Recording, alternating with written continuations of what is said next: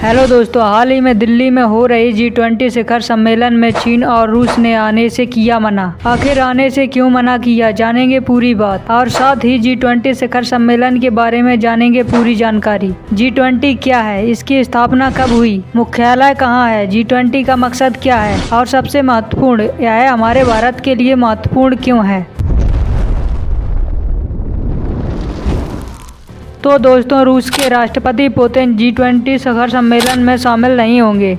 उनकी जगह पर रूस के विदेश मंत्री सर्गेई लावरोव लेंगे हिस्सा। पुतिन के शामिल न होने की बड़ी वजह युद्ध को बताया जा रहा है, लेकिन चीन के राष्ट्रपति शी जिनपिंग के पास ऐसी कोई वजह नहीं है। ऐसा बताया जा रहा है कि जिनपिंग की जगह चीन के पीएम ली कीयोंग आ सकते हैं। अब जान लेते हैं G20 शिखर सम्मेलन के बारे में। क्या है G20 एक समूह होता है जिसमें वित्त मंत्री तथा सेंट्रल बैंक के गवर्नर सम्मिलित होते हैं। G20 में 19 देश तथा यूरोपीय संघ को शामिल किया गया है तथा G20 के अध्यक्ष प्रत्येक वर्ष अतिथि देशों को भी आमंत्रित करते हैं। इन देशों में स्पेन स्थायी अतिथि के रूप में प्रतिवर्ष शामिल किया जाता है। इस बैठक के दौरान प्रत्येक देश की वित्तीय बाजारों तथा विश्व की अर्थव्यवस्था पर विचार विमर्श करके आपसी सलाह बनाते हैं। इसमें 20 देशों के अध्यक्षों की वार्षिक बैठक होती है, जिसे G20 शिखर सम्मेलन के नाम से भी जाना जाता है। यह संगठन दुनिया के महत्वपूर्ण संगठनों के साथ काम करता है तथा यह समूह घरेलू उत्पाद का लगभग 85%, वित्तीय व्यापार का 75% से भी अधिक तथा विश्व की लगभग 60% जनसंख्या का प्रतिनिधित्व करता है। विश्व के महत्वपूर्ण देशों के मध्य अनौपचारिक वार्ता और परस्पर सहयोग करने में मदद प्राप्त होती है। G20 की प्रतिवर्षीय शिखर सम्मेलन की मेजबानी हर साल किसी एक सदस्य देश को मिलती है, जो प्रतिनिधित्व, प्राथमिकताएं और मुद्दों को प्रस्तुत करता है। 2023 के G20 की मेजबानी भारत को मिली है,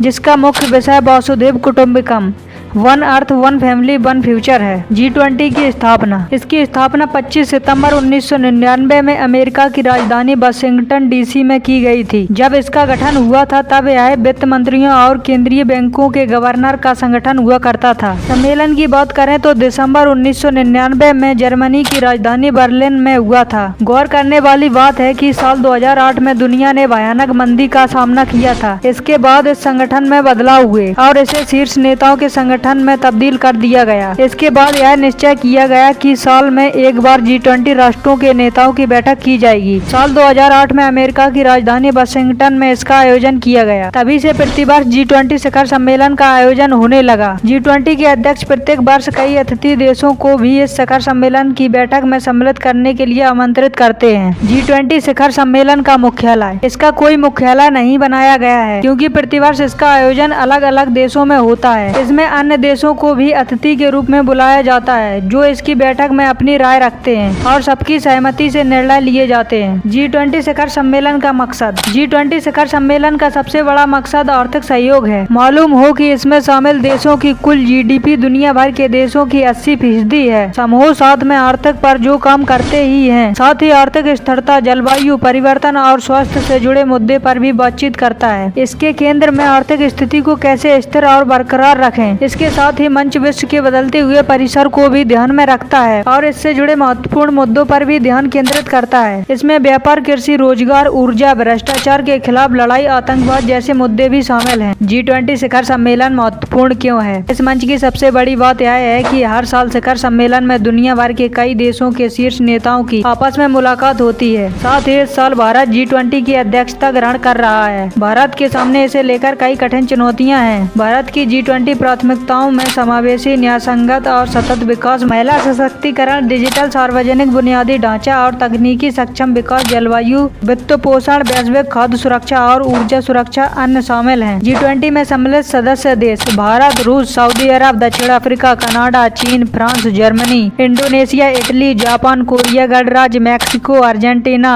ऑस्ट्रेलिया, ब्राजील, तुर्की, यूनाइटेड किंगडम, संयुक्त राज्य अमेरिका और यूरोपीय संघ इसके महत्वपूर्ण रूप से सदस्य देश हैं। प्रत्येक प्रत्येक वर्ष किस देश को G20 की अध्यक्षता प्रदान की जाएगी, यह एक प्रणाली के तहत तय किया जाता है। G20 समूह का स्थायी रूप से कोई सचिवालय नहीं है। सभी सदस्य देशों के समक्ष विचार विमर्श एवं निर्णय लेने हेतु रखे जाने वाले विषयों या बिंदुओं पर वार्ता के लिए अन्य देशों को सहमत करने की जिम्मेदारी G20 के अध्यक्ष की होती है। इस शिखर सम्मेलन के आयोजन की जिम्मेदारी वरिष्ठ अधिकारियों को दी जाती है। इन अधिकारियों को शेरपा कहा जाता है। G20 कैसे काम करता है? G20 का कोई स्थायी सचिवालय नहीं है। इसका एजेंडा और गतिविधियां सदस्यता के सहयोग से घूर्णन प्रेसिडेंसियों द्वारा स्थापित की जाती हैं। एक ट्रोइका जिसका प्रतिनिधित्व उस देश द्वारा किया जाता है जो प्रेसिडेंसी उसके पूर्ववर्ती और उसके उत्तराधिकारी को धारण करता है। G20 के भीतर निरंतरता सुनिश्चित करने के लिए काम करता है। ट्रोइका देश वर्तमान में सऊदी अरब, इटली और इंडोनेशिया हैं। वित्त ट्रैक G20 प्रक्रिया के भीतर एक विशेष स्थान वित्त ट्रैक के लिए आरक्षित है, जिसमें संबंधित आर्थिक मंत्रालयों द्वारा नामित